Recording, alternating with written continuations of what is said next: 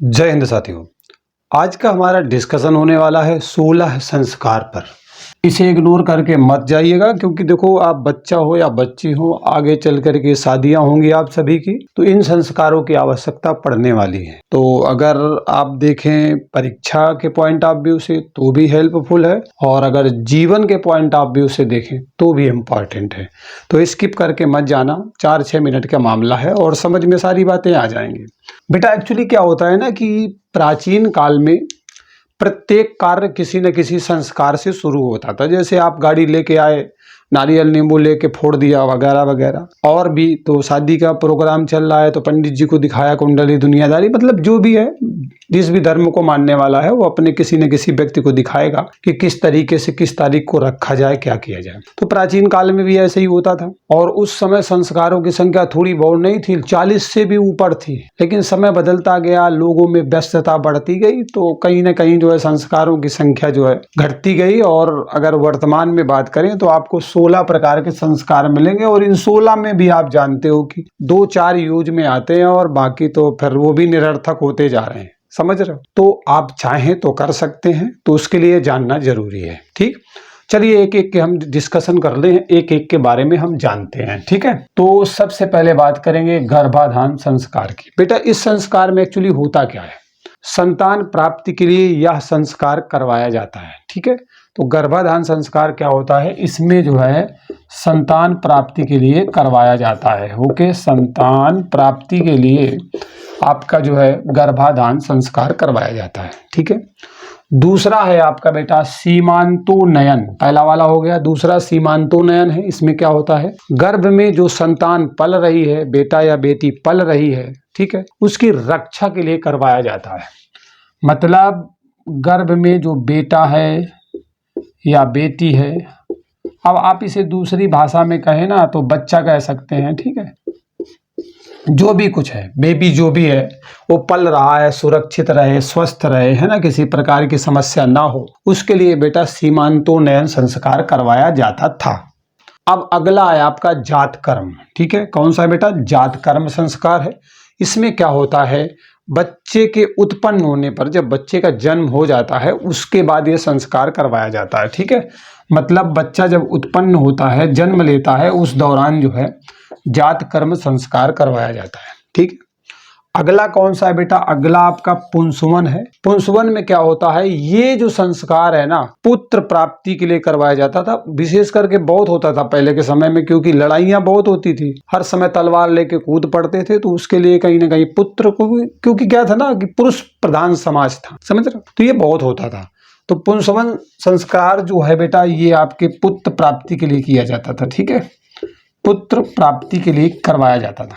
नामकरण वाला तो वर्तमान में प्रचलित ही है, नाम रखवाया जाता है। बच्चा हो या बच्ची हो, उसका क्या नाम रखा जाएगा आप पहले से सोच के रखते हैं और वहां पर रखवा दिया जाता है। ठीक है, तो ये आपका नामकरण संस्कार होता है, मतलब बच्चा या बच्ची का नाम रखवाया जाता है। कुछ भी आजकल तो चीपू टीपू इस तरीके से छोटे छोटे नाम लोग रखवाते हैं, साकू टी, है ना, समझ में नहीं आता, बस वही जाने।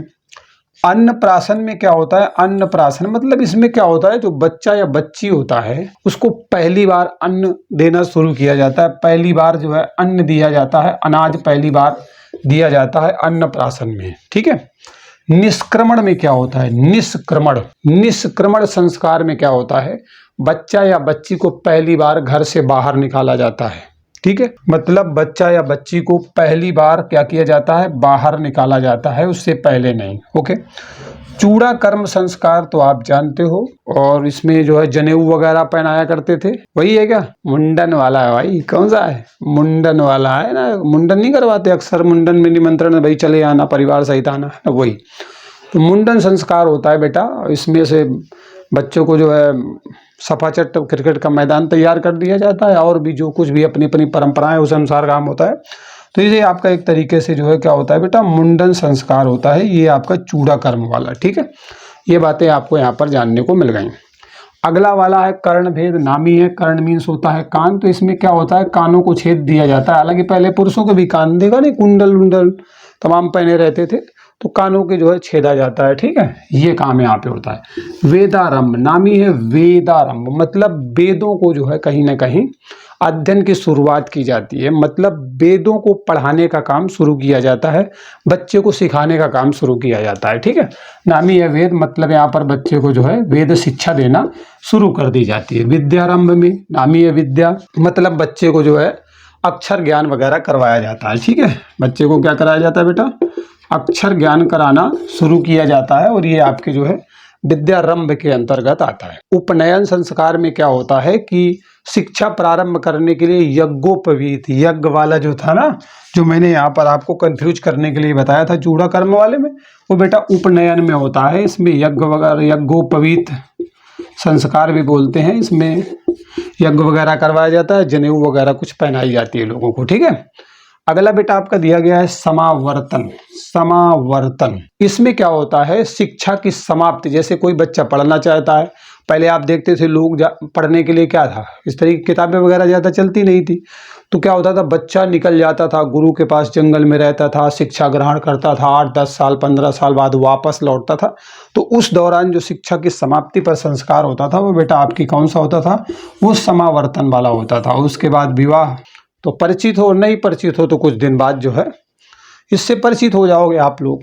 ओके, तो महिला और पुरुष की शादी करवा दी जाती है। ठीक है, लड़का लड़की की शादी होती है, वो आपका जो है विवाह में आता है। वानप्रस्थ क्या होता है, सांसारिकता से दूर कर दिया जाता है, सांसारिक बंधनों को छोड़ करके ईश्वर के आनंद में जो है मग्न रहो, और ये अब जो परिवार है, बच्चे, ये दुनियादारी सब इनके मोह माया से मुक्त हो जाओ, वो बेटा वानप्रस्थ वाला होता है। ये भी संस्कार होता है। अंत्येष्टि क्या होता है, जब किसी व्यक्ति का स्वर्गवास हो जाता है, मृत्यु हो जाती है, जीवन लीला को मिलाकर उसकी समाप्त हो जाती है, तो उस दौरान ये किए जाने वाला संस्कार होता है, अंत्येष्टि संस्कार होता है। अंत्येष्टि क्रिया वगैरह सब कुछ होती है। तो इस तरीके से एक छोटे से वीडियो के माध्यम से मैंने आपके सम्मुख ये जो आपके 16 संस्कार हैं वो रख दिए हैं। अब आपको कौन से करवाने हैं, कौन से नहीं करवाने, वो आपकी चॉइस हो सकती है। ठीक है, लेकिन जानना जरूरी होता है एक इंसान होने के नाते। तो चलिए मिलते हैं अगले वीडियो में एक नए अपडेट के साथ। Bye bye, take care.